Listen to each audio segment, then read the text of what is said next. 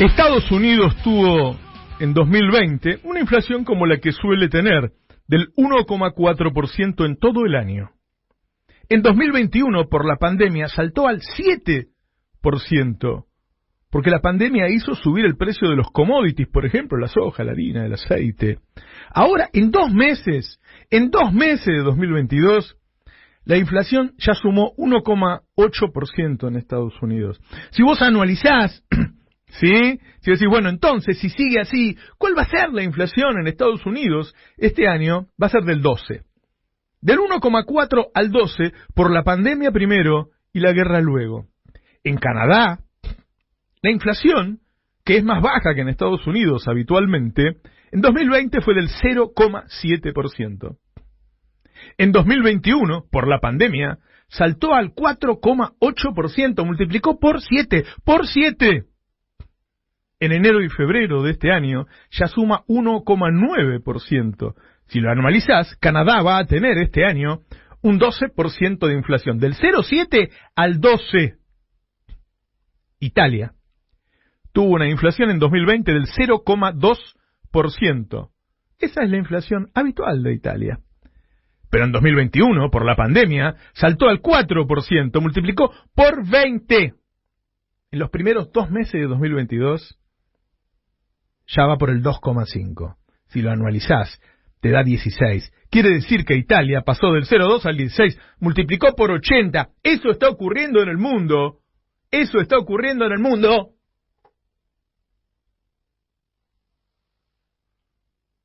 Por la pandemia y por la guerra. Eso debió mostrar Alberto el viernes, para luego entonces, después de justificar y de explicar a su pueblo, anunciar una suba de retenciones como la gente. Primero la pandemia y después la guerra generaron una suba de la inflación internacional como no se veía desde hace 40 años. En Argentina, en la que Macri dejó una inflación del 50%, hoy entonces sufrimos lo que sufrimos. El presidente, que pasó por su mejor momento cuando en 2020 se erigió en el padre que nos cuidaba de la pandemia y nos explicaba lo que estaba pasando en el mundo, debió hacer lo mismo esta vez. Una vez explicado, en un ámbito adecuado, rodeado de gobernadores, de la CGT, las organizaciones sociales, y ¿por qué no?, los otros componentes del Frente de Todos, el presidente debió explicar que por la pandemia y la guerra hay hambre en el mundo, pero que acá en el país tenemos nuestros alimentos y que podemos tomar las medidas para solucionarlo. Mostrar que desde 2015 hasta la actualidad, los trabajadores y trabajadoras, los jubilados y jubiladas, perdieron una cuarta parte de sus ingresos reales, al tiempo que el campo aumentó más de un 200% sus ganancias en dólares. Que ahora con la guerra se generó nuevamente una fuerte transferencia de ingresos de toda la sociedad hacia ese sector, que mientras a vos todos los días te sale más caro el pan, los lácteos, los huevos, la carne, ellos dieron otro enorme salto de ganancias. Mostrar con cuadros, con todos esos datos, como en la pandemia, en cadena nacional. Con perdón de la palabra, en cadena nacional. Que ese salto de ganancias no se dio porque dieron un salto de productividad, se dio por la guerra. Y que él, Alberto, fue elegido por el pueblo y tiene la obligación de evitar que la guerra se convierta en ganancias extraordinarias para unos pocos y hambre para millones. Es decir, si el precio estaba en 100 y por la guerra sube a 200, el adicional de 100 es un ingreso extraordinario de guerra, que es lo que en principio debería retenerse, no ese 2%. En ese contexto, podía anunciar una suba de retenciones que lleve el precio que recibe el campo al precio anterior a la guerra, que los productores mantengan las superganancias preguerra, pero que entreguen a un fondo anticíclico sus ganancias extraordinarias por guerra. Una parte de ese fondo anticíclico incluso se podía guardar para devolverle a los productores si llega a haber en algún momento una baja pronunciada de los precios que los perjudique. Otra se podía coparticipar para recibir el apoyo de los gobernadores en el Congreso.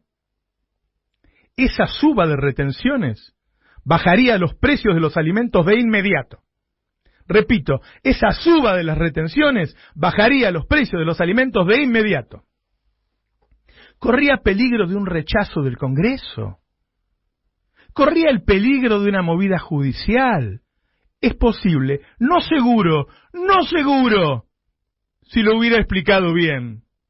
Tal vez conseguía algo de lo que se proponía, una parte, pero cumplía con su obligación ante el pueblo y ponía a la oposición a defender a los ricos. En vez de hacer eso, el gobierno filtró una suba de retenciones varios días antes.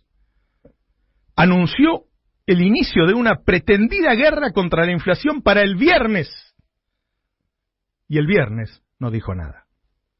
O lo que dijo defraudó. Porque encima aprovechó para decir que gracias al fondo íbamos a poder vencer a la inflación. Agradecerle me pareció too much. Desde que anunció el inicio de la beligerancia hasta ese discurso, en esos 4 días, los precios aumentaron en algunos casos hasta un 30%. No fue buena idea anunciar que lo iba a anunciar. Esa mínima suba de retenciones a la harina y al aceite de soja será útil solo para palear la suba del precio de la harina. Fue buena la medida, pero solo sirve para un producto y sus derivados. No tiene nada que ver, no afecta, por ejemplo, el precio del aceite. Hoy las entregas de aceite están suspendidas, las empresas no están entregando aceite. No frena el precio del maíz, que empuja la carne, los lácteos, el pollo, los huevos y otros productos. Somos un país que debería estar viviendo mejor por la guerra y estamos avanzando hacia una miseria desesperante. La guerra puede llevar mucho tiempo e incluso extenderse a otros países. En las condiciones actuales, eso puede llevarnos rápidamente a más de un 50% de pobreza y a la vez a que 3.000 productores se conviertan en jeques árabes, con ganancias extraordinarias, impensadas, en épocas de paz. El presidente, que podía haber usado la guerra para erigirse nuevamente en el padre protector, en este caso de los alimentos de los argentinos, se convirtió en un meme que anunciaba una guerra con fecha y hora para que el enemigo se apreste a la batalla, y para colmo no atacó. El ingreso promedio de la población asalariada es de 51.000 pesos y se necesitan 80.000 para ser pobre, para no ser pobre. Repito, el ingreso promedio de la población asalariada es de 51.000 pesos y necesitas 80.000 para no ser pobre. En los últimos 6 meses aumentó un 40% la cantidad de cartoneros. ¿Te suena? Cuando se elige no confrontar para evitar el conflicto en momentos en que la miseria aumenta dramáticamente, solo se elige otro conflicto, el conflicto social, que puede estallar en cualquier momento. El telón de fondo de la situación es un sostenido trabajo de la derecha para la deslegitimación, no solamente de este gobierno, sino de cualquier variante o iniciativa transformadora, por moderada que quiera o pueda ser. Tan claro como la necesidad de preservar la unidad es que esa unidad no puede ser la herramienta de un clima de conformismo y de marcado déficit de energía ante los sectores poderosos que han construido una cláusula de proscripción sistemática sobre cualquier política estatal que tienda a reparar el dolor social creciente y cada vez más angustiante. Inflexibles y potencialmente violentos, esos sectores se han colocado en pie de guerra contra un gobierno que ha sido bastante moderado en sus gestos redistributivos del ingreso. La tensión social va creciendo y la falta de dispositivos orgánicos para canalizarla puede dar paso a situaciones explosivas. A los economistas de la corriente principal les gusta separar taxativamente la economía de la política. Claro, se trata de un mundo imaginario creado por ellos. Los sujetos de la política económica son los actores económicos, empresarios, trabajadores y el gobierno, que toman las decisiones. Y por lo tanto, la política económica es inseparable de las relaciones de poder, de la lucha de clases. La economía es economía política. Pero el presidente no puede hacer política sin los votos de Cristina. Olvídate, Alberto.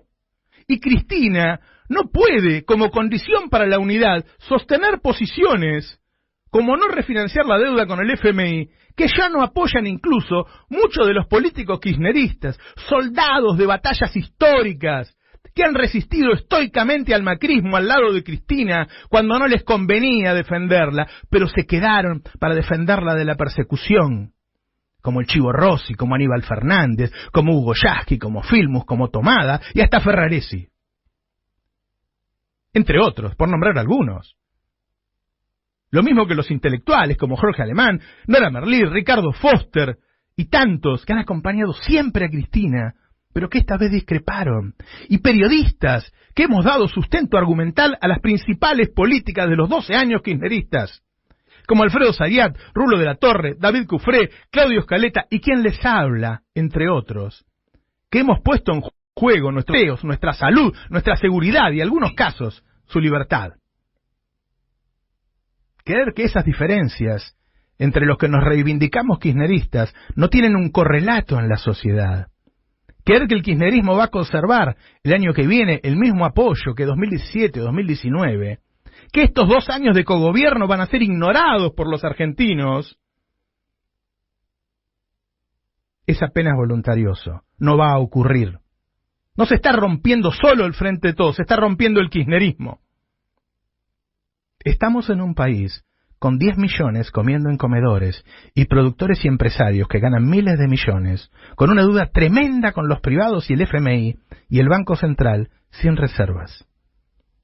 La respuesta de un gobierno popular no puede ser no pagarle al fondo, quedarnos sin dólares e ir a una hiperinflación que hambrea al pueblo.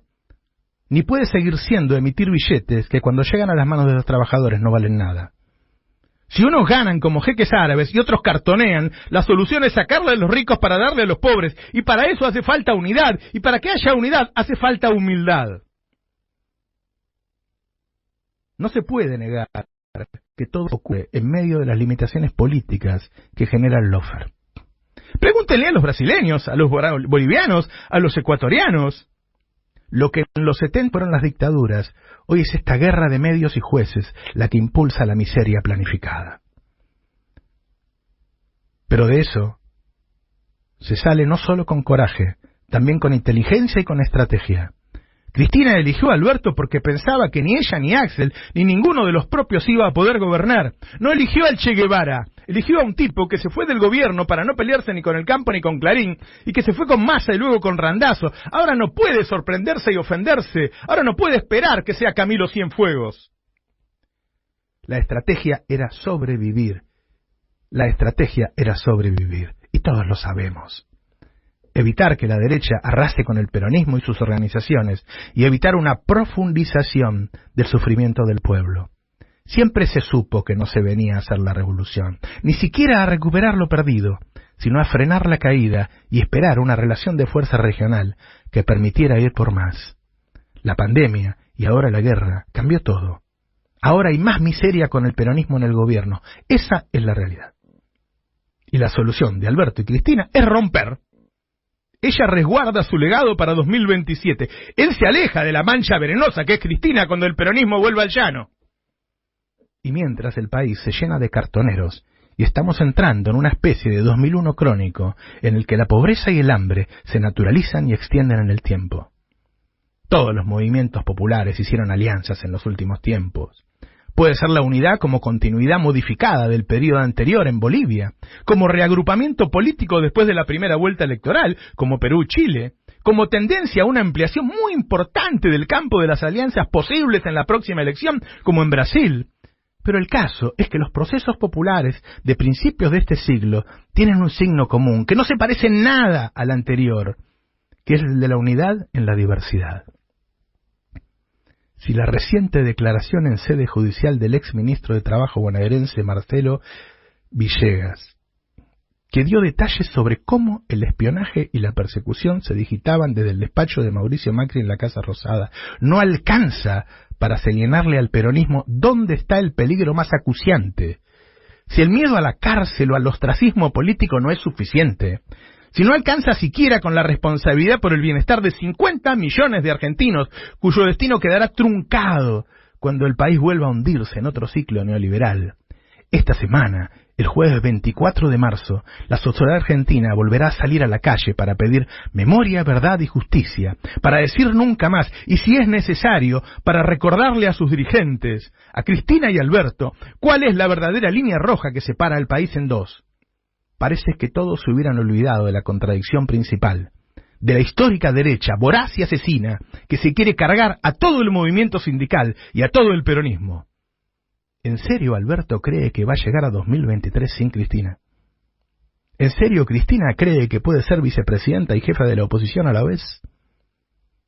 Es muy injusto que se diga que es lo mismo Alberto que Macri, y es inaceptable que el presidente quiera gobernar sin atender las opiniones de quien puso los votos.